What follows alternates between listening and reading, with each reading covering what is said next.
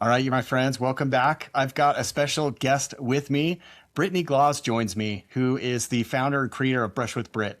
And we're going to talk a little bit about hygiene today and the impact it has on your practice, on case acceptance, and how that factor, how all that works in with marketing as well. So excited to have Brittany here with me.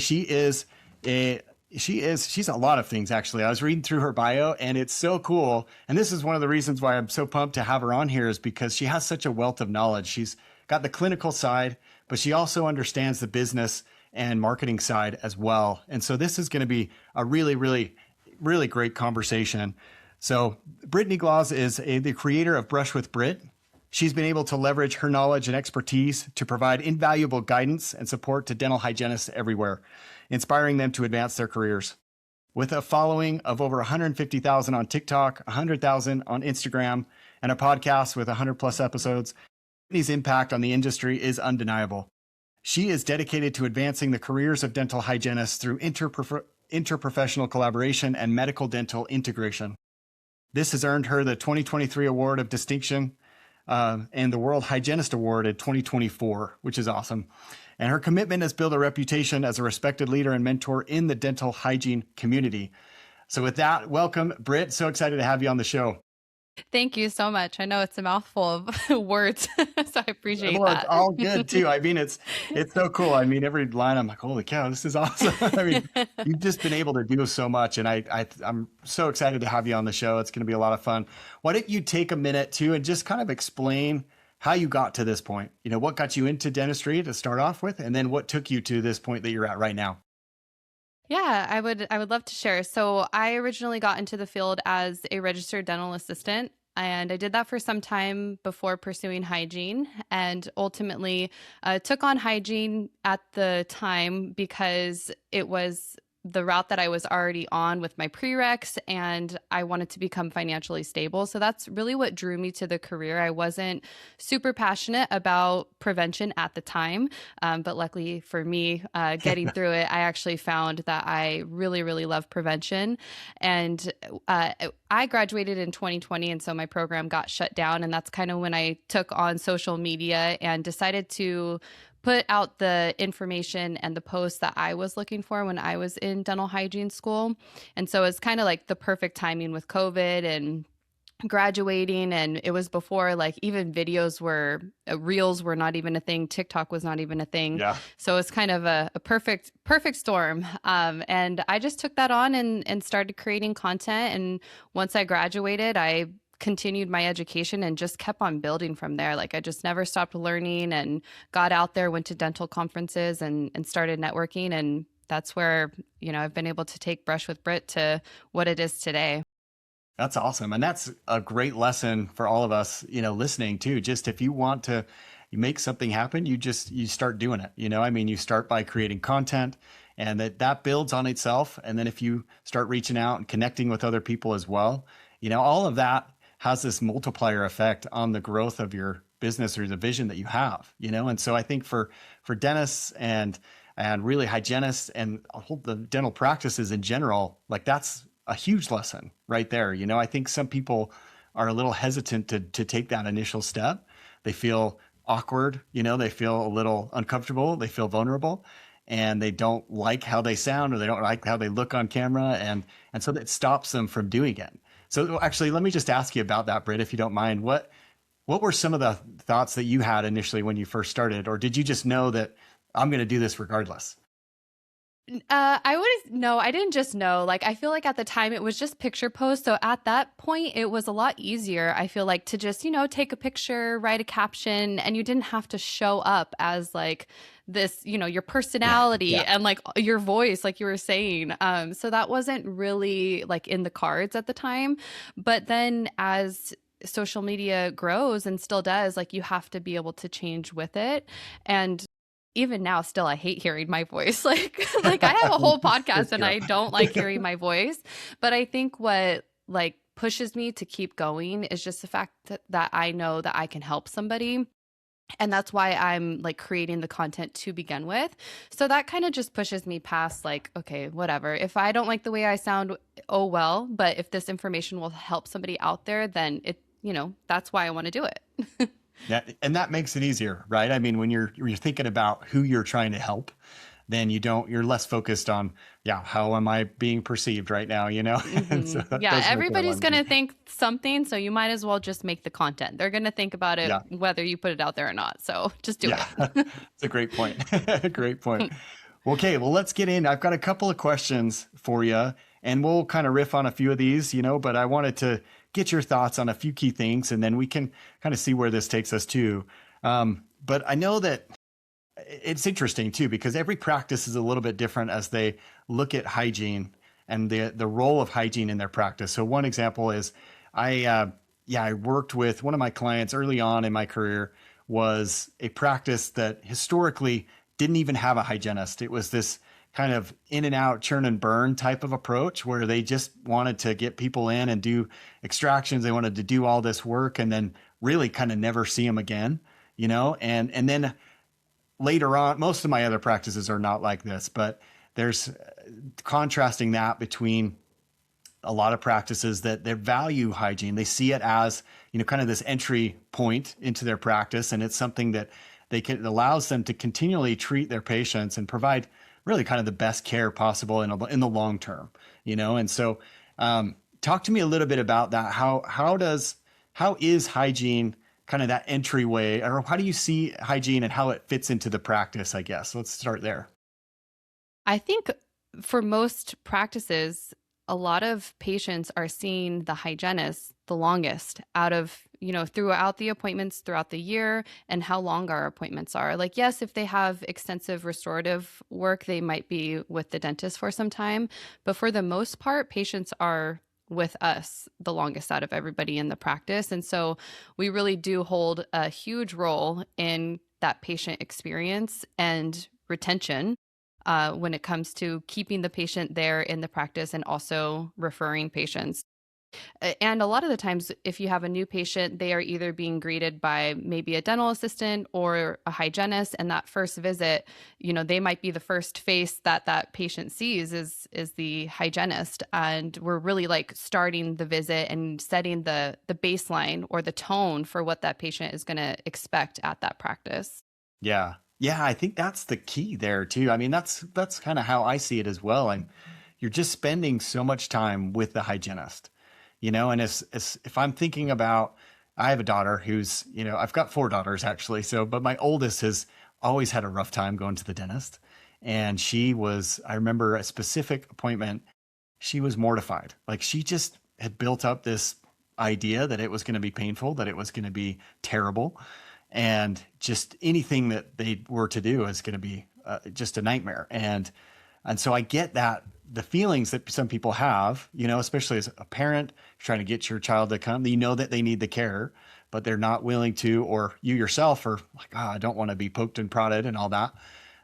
So, I mean, that's the part that they look at, I think, the most. They concentrate on, it's easy to come into the office. People are nice at this front desk and, usually the assistant can get you comfortable and everything like that. That's not the problem. It's then when they start bringing the tools out, and they're really starting to sweat a little bit. And they're just so focused on this. So I think, yeah, you're exactly right. This has a major, major impact on what they're, like you said, setting the tone. Yeah, So and I find too, a lot of the times, if you're seeing recare patients, the patients coming in with the hygienist, and we're the ones that are reviewing the medical history and checking the yeah, blood pressure and doing all the things, and then doctor comes in kind of afterwards, and sometimes it's very quick, and like yeah, we're continuing to build that relationship for the patient at the practice. yeah, yeah, absolutely. So tell me, Britt, is this something that is generally talked about, or do you feel like this is an opportunity for practices to talk more about it in terms of, hey, this is the type of experience that we want to deliver? Because that recare appointment is so critical. You are spending the most of the time with the patient more than anyone else in the practice. So is there a lot of talk about that in terms of, hey, this is what we're trying to do? Or is that something that is kind of maybe a missed opportunity?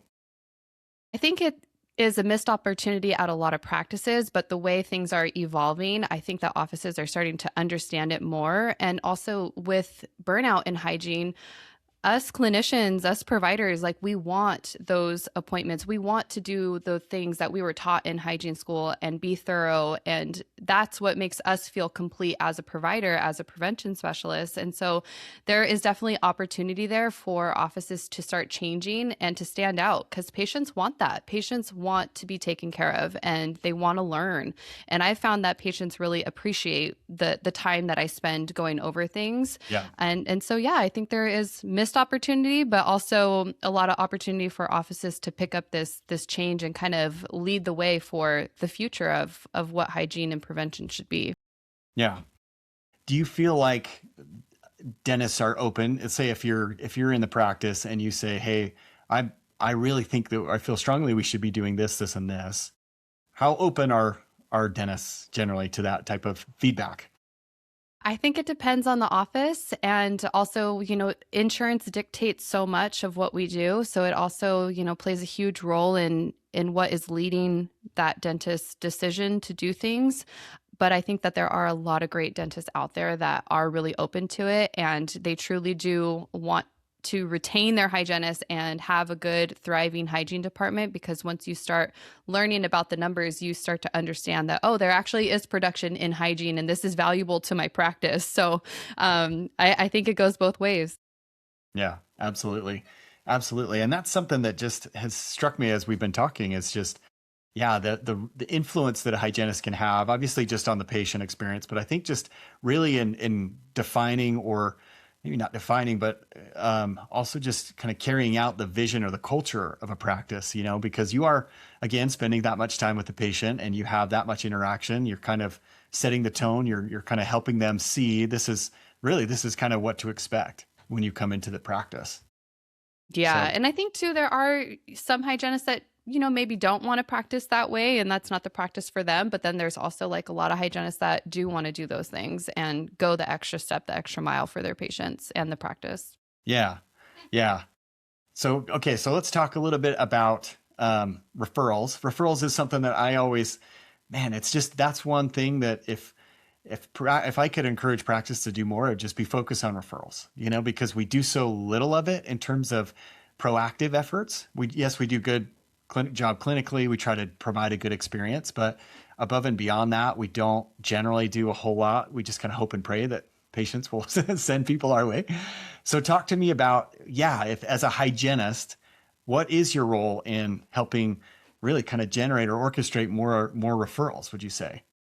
Oh, I think it's huge. Like, I've worked at some practices where they maybe focus on it a little bit more, but it's such a big part of bringing new patients into the practice and new patients that will stay. I mean, you have some families that have so many people, like that is so much production and like getting more and more patients into the practice. So I think too, sometimes those conversations can feel awkward. Like when you first start thinking about them, like, oh, you're going to tell, how am I going to tell this patient to like refer their friends and family, Yeah. but I think just the initial thought of it is kind of intimidating, but it's so easy, like scheduling their next visit and maybe handing them an appointment card and be like, we'd love to see your friends and family, like if they're in town or whatever. And like I've had some patients come in and they might have mentioned that they have a spouse or something like that, and I'm like, oh, didn't you say like you have a fiance? Like I haven't seen them Yeah. in here yet. Yeah. Something as simple as that. They're like, oh yeah, you know what, I need to tell her to make an appointment. Yeah, I know. It's those simple things that eventually become habitual. They become part of your process, and they make such a difference. And as you were talking to Britt, I thought, you're getting to know them really well. I mean, as you're spending that much time with them, you're talking about, and I get every hygienist is probably a little bit different in that approach, but almost most of the ones that I've seen in my life, I've been very, very friendly, like they are generally interested in the patient too, outside of just their teeth and their oral health. And that alone builds a lot of that trust, and because it's their first, really one of the first steps, it makes it easier for people to refer because it's they know that most people generally know that they need to go see a dentist. They know they should probably get checked up and have their teeth clean and looked at. And so that sell it's not a hard sell at all, And so if you're able to communicate that, like you said, in easy kind of natural ways, it can go a long ways to referrals. Yeah, and sometimes I even just like to say something as like, "Oh, if you have any friends and family, we would love to take care of them," or "I would love to take care of I'd love to take care of your friends and family if you want to refer them to have an appointment." Something like that. I feel like that just saying like, not like, "Oh, we want to see them," but you're saying like, "I want to take care of your Yeah. friends and family." Like if they come in, I Yeah. just feel like that kind of goes a little bit further. Yeah, that language is powerful, So if you can, Hmm. it has an effect on the speaker and it has an effect on the listener for sure. So I love that. I love that. And I think too, as we look at reviews, for example, I mean, if people, that's a big driver for practices when someone's looking for a new dental home, they're looking at reviews more often than not, and what are the reviews about more often than not? It's about the hygiene. It's about the Yeah, it's about hygienist. their cleaning. Yeah, and that makes sense because that's what they're spending most of their time in the practice doing is just getting their teeth Yeah. cleaned, and they're seeing it twice a year. And that alone, I mean, is just a great tool to, it gives you the chance to meet with your patients on a regular basis to make sure they're healthy, to prevent all these things, and then from a marketing standpoint to remind them, to say, hey, we love seeing people like you. Like if we could clone you or there's anyone that that's Yeah. like you, we would love to see them, and just be genuine about it, and it's amazing what that can do. Yeah, reviews go a long way. I guess when I first started, I didn't really realize like how many reviews come in and they're about hygiene or about the cleaning. I mean, it makes sense because, like you said, they see us more frequently. But I guess I didn't really pay attention to it until I started actually practicing. And I would look because I was curious, like, okay, like, are patients, saying anything about me? Like, you want to have Yeah, good reviews and stuff. So totally. once you start like actually paying attention to them, you're like, oh, okay, I have a huge impact on how patients like perceive and the dental practice and how their experience is. Yeah, totally. Totally. I know. So, and you probably see this all the time too. If a hygienist leaves, patients are that's a good, I mean, there's probably a decent amount of patients that are like, well, if they're close, I'm just going to go wherever they go. Right. Yeah, they're gonna follow. Yeah. And that's a testament to that relationship that hygienists can build, and I just think that's amazing. I mean, there's still, um, we had one, that left to take a different position and, actually kind of a management position. So we were excited for her, but every time we're always just like, man, I wish Kristen was still here. She was just that good, and it just makes that whole experience that much better. So Yeah. yeah, that's awesome. Okay, so let's talk a little bit too about, we've talked about referrals, but also just tell me about the role that hygienists play with respect to case acceptance in general. Yeah. So this is another thing too that I didn't realize was as important as it is as a new grad. And then I started learning about, communication skills and what some people will call preheating. Like they'll say Yeah. like you preheat the patient, which is basically like co-diagnosing or informing the patient of what the doctor is about to say. And I mean, once you start doing it, you start realizing like, oh, this plays a huge role in the patient actually accepting treatment when doctor comes in and diagnoses it. So a lot of the times, I find myself pointing things out, and you learn what the doctor is probably going to diagnose and the treatment that they are probably going to say is needed. Yeah. And that right there also shows like the patient that you're confident in what you're saying. And then doctor comes in and confirms, and that just kind of reiterates exactly what you said. And they're like, okay, I understand. Like, this isn't just, we're making this up and I don't really have a cavity. Britt already showed it to me. She showed me the x-ray. She showed me the photo. Doctor comes in and basically says exactly what I just said. And patients actually end up coming back just because they trust you both as a provider. Yeah. Yeah. That consistency is paramount. I mean, it shows that yeah, everyone's on the same page. You're not, yeah, not blowing smoke or anything like that. Hmm. And well, tell me though, Britt, is that something that is decided upon in advance, or is that, I mean, something that practices have to, I mean, because I could easily envision that, there's hygienists that they just want to work on that. They don't want to, because there's that connotation that preheating and like salesy stuff, they don't want to get involved in that. So how do you deal with that?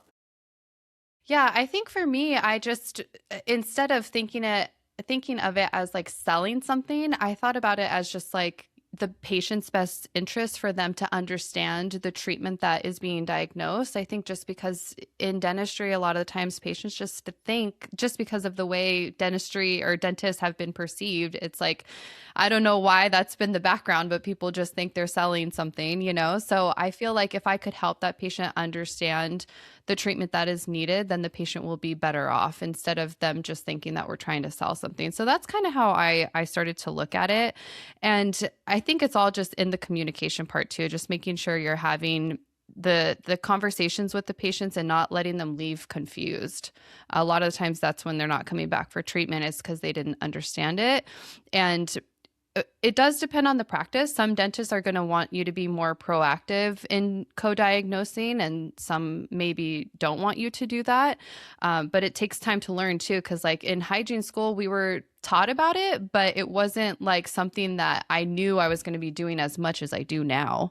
And each doctor is a little bit different too. So some are more conservative, some are going to be diagnosing more things. So you have to learn the dentist that you're working with. So I think when practices hire a hygienist, they should be explaining to them like, this is the expectation. I think sometimes there's this idea that we all hygienists just like practice the same way and we're just going to do the same thing, but it really does vary by each practice. And I feel like it would be super helpful if the dentist were to explain, this is what I expect of you, like when I come in to do an exam. Like that would just be so helpful, rather than just, you know, hiring us and then we get in there and then they're waiting for us to like co-diagnose and we don't do it. But nobody ever told us that's what they expect, you know? Right. Right. So for hygienists that maybe are in that situation, that's a good plug to, hey, just go talk to your doctor and say, yeah, what expectations do you have? Is there anything else that you would have them kind of ask them about? Yeah, I think sometimes dentists want to know certain things when you're kind of doing what they call like a handoff. So, you know, the dentist comes into the operatory to see the patient and you're kind of giving a summarization of like what you found with the patient. Every dentist expects different things. So making sure you have a good understanding of what they're looking for. Like sometimes they want you to say like the probing depths or like the bleeding spots. Sometimes they don't even want you to give that information. So it just really varies across the board. Yeah. Yeah. I guess it's a case by case, but it's, that's where like you mentioned, that the communication piece is critical, you know, and that's both from an internal side of things, team member to team member, but also from, team to patient, you know, and just making sure that they feel comfortable with that. Yeah, I've seen it too, where like I've gone through co-diagnosing and, you know, you're preheating and stuff. And then dentist comes in and just like says, you know, diagnosis like number 2 MO, but doesn't explain it to the patient. And then like the patient or the doctor leaves and the patient's like, what just happened? And I have to be like, oh, you have a cavity, you know? So there's like communication on both ends from hygiene and from the doctor that has to happen in order for the patient to have the best experience. And that's how I think of it. Like, I feel like the doctor needs to be like, you know, let me know the treatment. I'll put it in the computer, but then take the time to say, you know, this is what Britt found and this is the treatment that is needed, and give them a brief explanation of what was just diagnosed. And then I can handle the questions after that.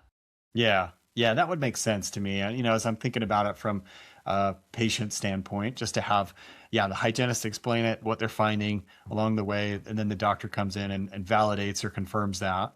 And then, they go and do whatever they need to do. And then, just kind of resolving any questions with the hygienist and treatment moving forward. That makes sense. Yeah. I feel like sometimes it gets like conversations get lost just because we're always pressed on time. And so we kind of lose that sense of connection that we have to have with the patient in order to give them a good experience. Yeah.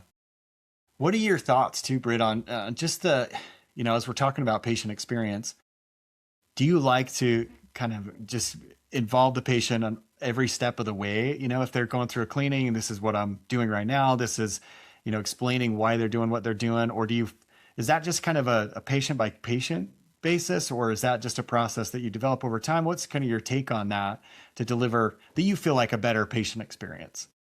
Yeah, I like to explain like what I'm doing, and I kind of it depends on how in depth I go with, telling them exactly what I'm doing. But I always start, like, if I'm seeing a new patient, I give them a brief, like, synopsis of what the appointment is going to look like. And then while I'm going through each step, I'm like, okay, I'm going to go ahead and review your medical history.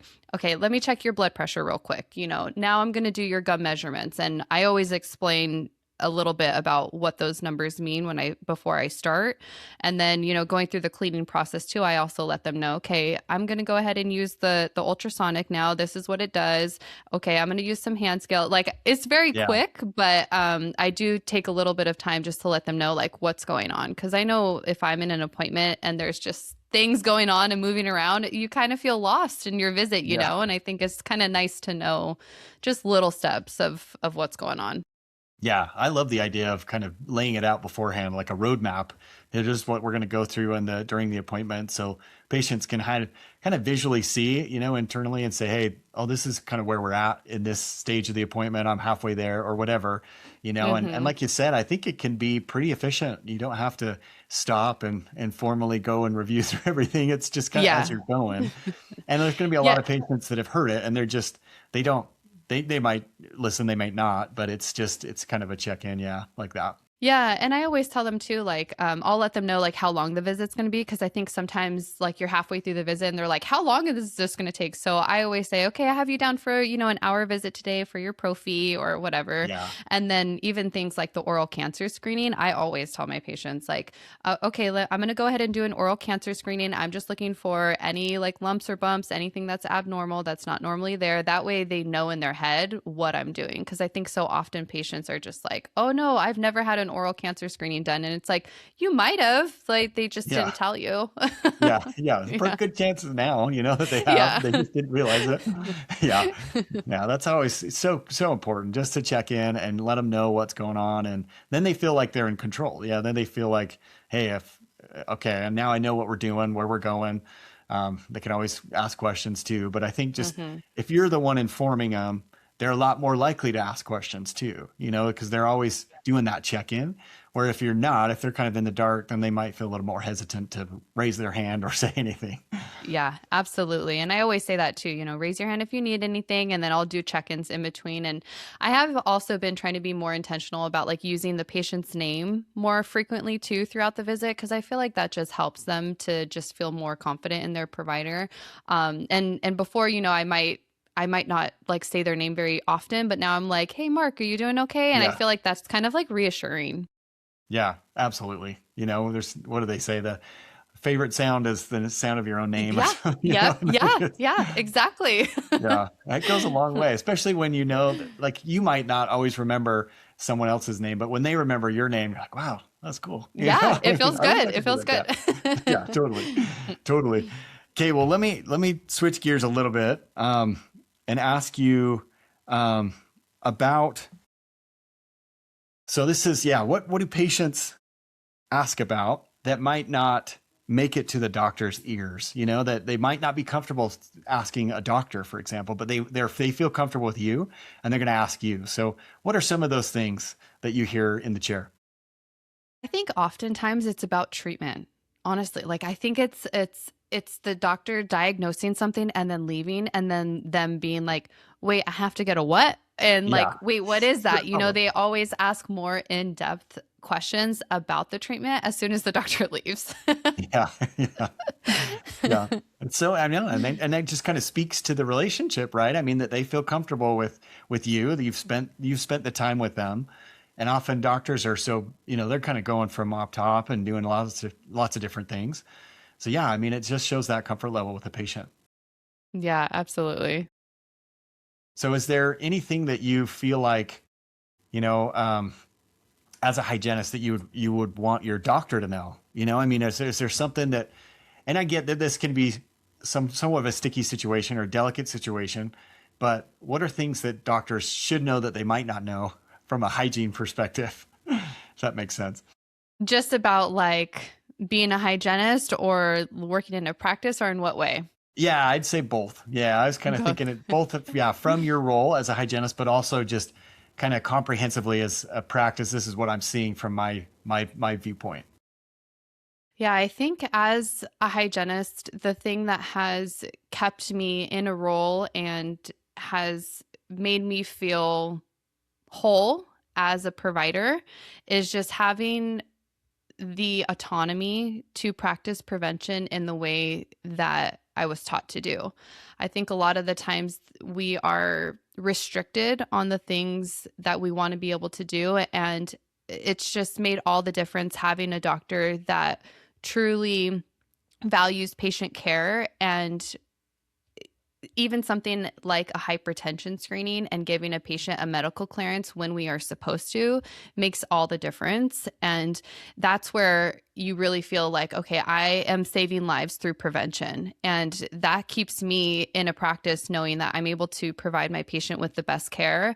And also just being interested in the newest technology. I love that about the doctor that I work with. Like, I get so excited to tell him about something that I learned about because he's excited about it too. And that just keeps us fueled, Mhm. as providers, is to continue learning new things and implement them. So I think that's huge. And given the time and support that we needed in order to provide that care makes all the difference. I think a lot of times we're trying to shorten appointment times and we're trying to see quantity over quality. And I think when you really learn the difference between the two and you find that quality will take you a lot farther, and get you more production in the long run, I just think it changes everything in hygiene. Like, if you can practice that co-diagnosing in a way that is successful, you realize, oh, there's more production to be made if we can gain patients' trust, keep them in the practice, and also bring them back for the restorative treatment that they need. So it's really all about the relationship between the hygienist and the dentist. Yeah, yeah, and that's kind of someone taught that to me a while ago and just said, "Hey, my vision with case acceptance in general is that, hey, I'm 100% case acceptance if we focus on the long-term relationship and the long-term view, and just say if they're not ready to accept this treatment right now, we just want to come back in for their next cleaning. Honestly, if we continue to see them regularly and continue to build that trust, more often than not, we're gonna resolve all those issues in the long run.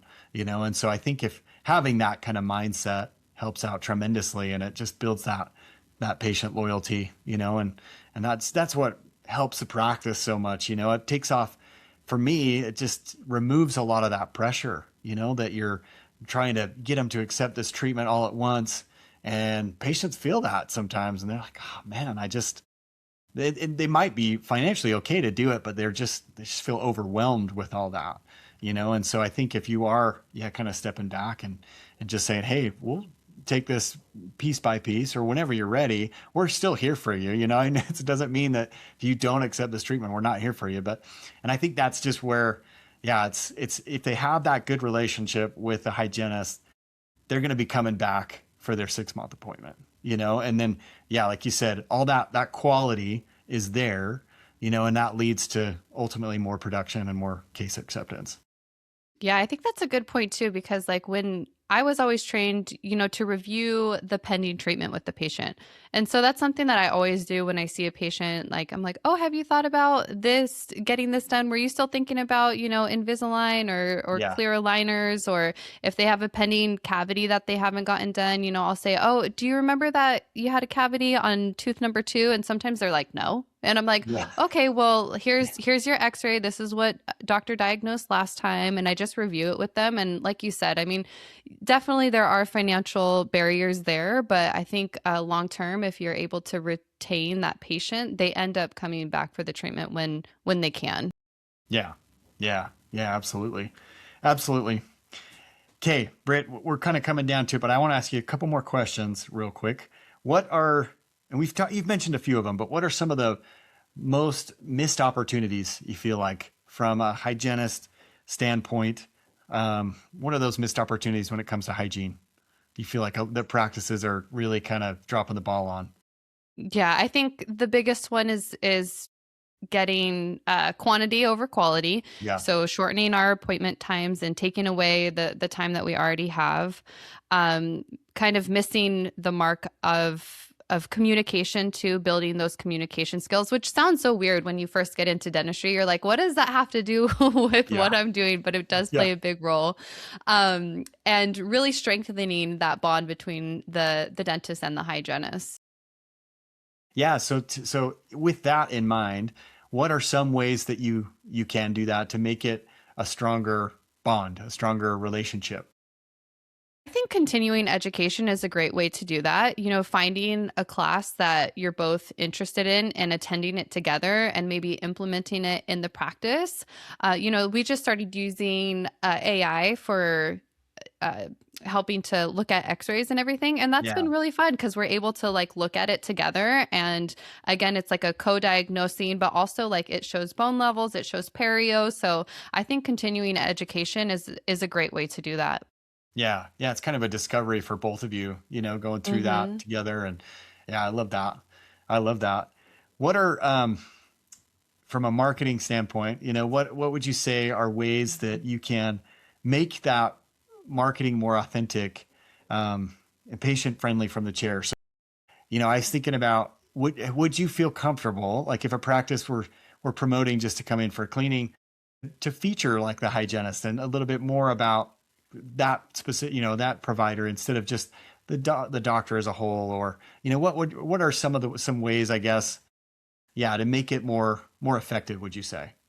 Yeah, I think that there's great opportunity if you have an employee that wants to be involved in that way. I think that social media just makes things so fun. And that's what patients want to see. They want to see that, you can laugh a little, you can have fun in a practice. And yes, it's teeth, it's dentistry, but there is fun to be had. And so like I feel like if you have an employee that wants to make videos and stuff, like have fun with it and maybe even showing like your personality a little bit if you want to. I think that just comes off in content. You can kind of get a vibe from somebody. So it might be kind of cool to have like a separate role or an hour within like a week or a month or something where they can create content, something that is a little bit different than seeing a patient. That might be kind of fun for somebody to do. They might actually like it. And I Yeah. think it helps like you be able to be creative, which in dentistry we don't always get that chance. So it's Yeah. kind of nice. Well, and that kind of helps them see too. I think just put them in almost like an owner's perspective, I mean, where they feel a little bit more vested. They see kind of what the importance of doing things like this is, and how that comes into play with their role and their job. What are some, Britt, what are some things that they could do to get started? If they're thinking, well, I've never done this before, I'm thinking about doing some content. What's an easy way to get started for them? Well, I think if a practice is looking to start with social media, take a look at what is already out there and just kind of get an idea because there's so many practices out there and some are doing some really funny like content that's is really great, really good. Yeah. So I think there's a lot of good examples out there to start with. And I mean, I would personally recommend having multiple platforms just because if you're going to make content, you might as well use it on multiple places. So having the Instagram, the TikTok, the Facebook, because they're all just a different audience and their algorithms are different. So, starting something small and dedicating an hour at some point to make some videos and just put it out there, but you do have to be consistent. I think that's where people fall short a lot. You put a couple videos out there and then you don't really gain any traction and then you just quit, but it's the long term that you're looking for, that you're going for. So you do have to continuously do it, but maybe set out a plan of, one day a month or 1 hour a week or whatever it is to create some videos and kind of just put them out throughout the week or whatever it is and kind of start slow and build it up. Yeah. Yeah. Start slow. I think that's a great way to do it. And to think about, like you said, look at the examples out there, see what is kind of a good fit for you, what feels, authentic, in that sense, or feels easier that way. And then just, yeah, build on it little by little. Cause yeah, it's so much of it is just the long game is just, hey, I'm just going to do it. Just be consistent with it and it'll prove effective in the long run for sure. Yeah, and I think a lot of times people think it's about going viral, which Yeah. it's cool. Like, you could get lots and lots of videos, but I don't think that that is it doesn't sustain anything. It happens and your video might get millions of views, but then it kind of falls off. So you have to keep building. You can go viral, whatever, whenever, a video takes that turn, but that's not what is going to get you like a long-term effect or bring in a ton of patients to your practice. You have to keep on putting content out there. Yeah. Yeah, absolutely. Absolutely. Well, Britt, this has been awesome. Thank you. I really appreciate it. I know Yes. you're busy. You've got a lot of things going on. So I really appreciate you taking the time. If there's people that want to learn more about what you do and how to get in touch, what's the best way to do that? Yeah, so all of my social media handles are Brush with Britt with two T's. And then if you wanted to email me, it's just brushwithbrit@gmail.com. Easy. Awesome. I Yeah, love it. easy. Thank you. Thank you so much for having me. You bet. You bet. We'll have to have you back again sometime soon. Absolutely. Thank you. You bet.